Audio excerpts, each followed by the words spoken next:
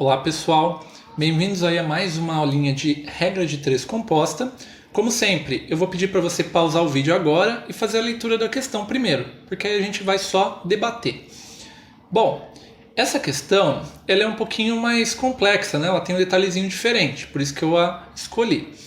Ela fala primeiro sobre o tempo, vou colocar o T aqui, né, que é o tempo de trabalho. Ela fala sobre o número de máquinas. E ela fala também sobre a quantidade de trabalho que foi realizada. Então, vou colocar aqui, quantidade de trabalho. Essa questão é de regra de três composta, por quê? Para ser regra de três composta, tem que ter no mínimo 3 assuntos. E ela tem. E um assunto tem que afetar o outro na vida real.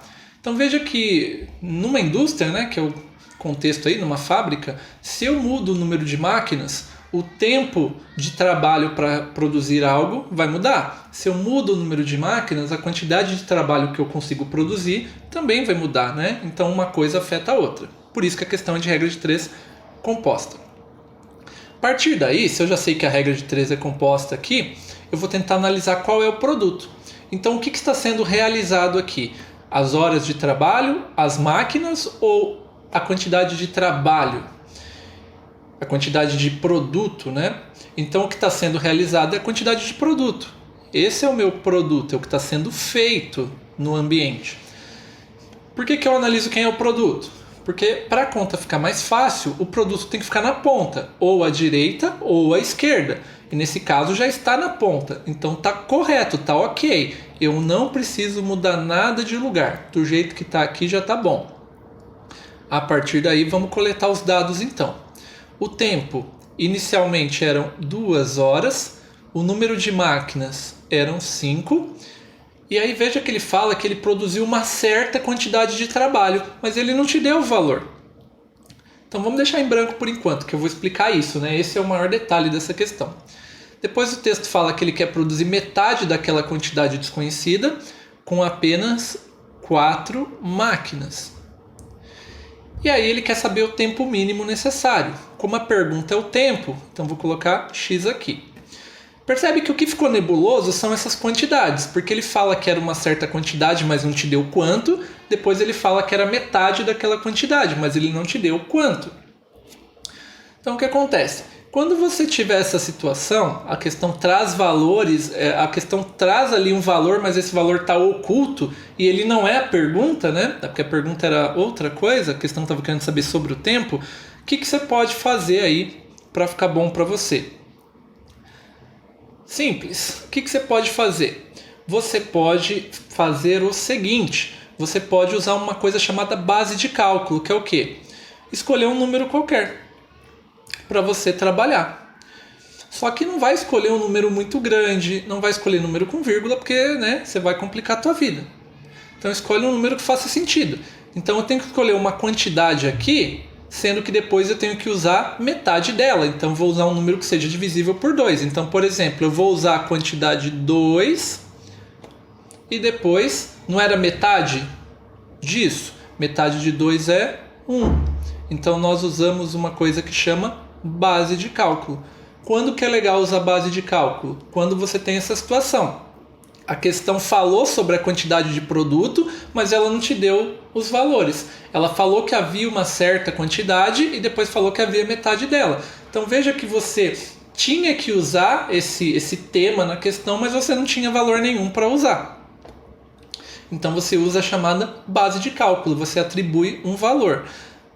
Pode ser um valor qualquer, só que se você usar valores com vírgula, valores muito altos, você vai tornar a tua conta difícil.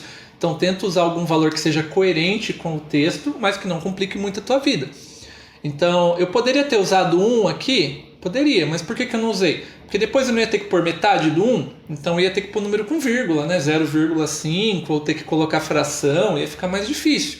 Então se eu tinha que escolher uma quantidade e depois eu ia ter que colocar metade dela, uma boa era usar um número par. O menor número par que tem é o 2, né? Fica mais simples. Então fica uma dica aqui.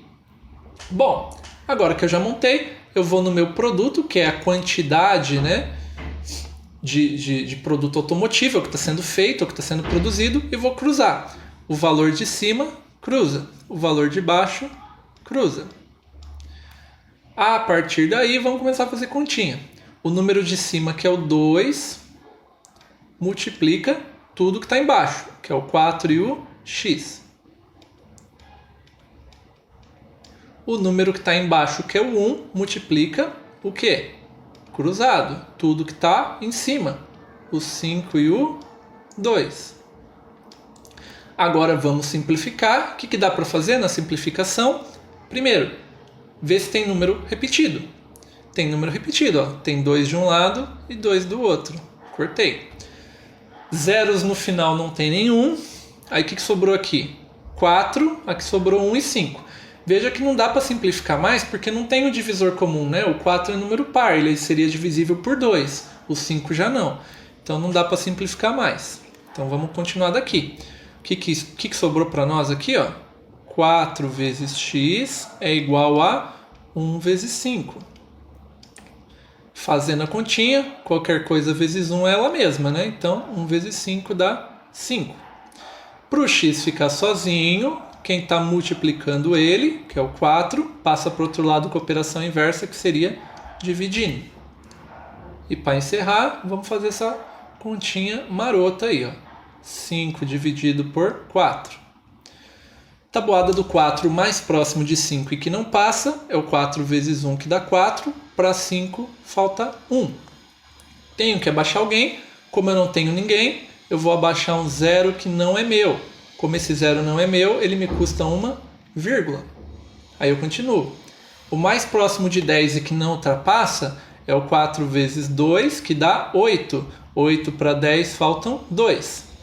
Tenho que abaixar alguém. Como eu não tenho nada, eu vou abaixar um zero que não é meu. Vou pôr outra vírgula? Não, já tem vírgula, então tá tudo certo. 20 dividido por 4 dá exatamente 5 na tabuada. Dessa forma, o que nós descobrimos é que o x vale 1,25, o quê? O x estava no tempo, né? Se aqui eram 2 horas, então aqui também 1,25 hora. E agora? Agora a pegadinha, o que a questão queria muito, que você fosse com vontade na alternativa E. Porque você vê o 25, o olho cresce e você já quer marcar. E não pode. Lembrem que tempo com vírgula. Quando que eu marco? Só se tiver na alternativa. Se tivesse lá 1,25 hora, beleza, eu marco. Mas isso não tem. Está no padrão reloginho, né? Horas e minutos. Para que o meu tempo decimal, meu tempo com vírgula vire padrão reloginho, basta multiplicar o que está à direita da vírgula por 6. Aí vira padrão reloginho. Então vou só apagar um pouquinho aqui para que eu tenha espaço. Aí eu vou fazer a continha aqui, ó, para a gente chegar no gabarito. Então vamos lá, ó. Vou multiplicar o que está do lado direito da vírgula, que é o 25, por 6. 6 vezes 5 são 30, sobem 3. 6 vezes 2, 12, com mais 3, 15. Então deu 150. Vou apagar aqui para a gente ter espaço, ó. 150. E aí, o que a gente achou então? Qual foi o resumo da ópera aí? O resumo da ópera foi que nós achamos que nós temos 1 hora e 150 minutos. Aí você vai falar para mim, professor, mas não existe 150 minutos. Beleza, tá certinho. Quando nós fizermos esse cálculo, né, essa multiplicação por 6, não pode passar de 60. Se passar de 60, você tira o último número. Veja que passou de 60, deu 150, não deu? Passou de 60, nós vamos lá e cortamos. Então, 1,25 hora equivale a 1 hora e 15 minutos, na verdade. Agora sim, eu vou lá e marco o gabarito letra D. Mas com certeza muita gente errou marcando a letra E, né? E de errado, né? Então, fica aí a dica para você. Se você tem acompanhado os vídeos anteriores, você tem visto que tem coisas que são comuns na banca VUNESP. Principalmente essa ideia de você achar o resultado do tempo com vírgula e aí ter lá na alternativa uma coisa parecida com o que você achou.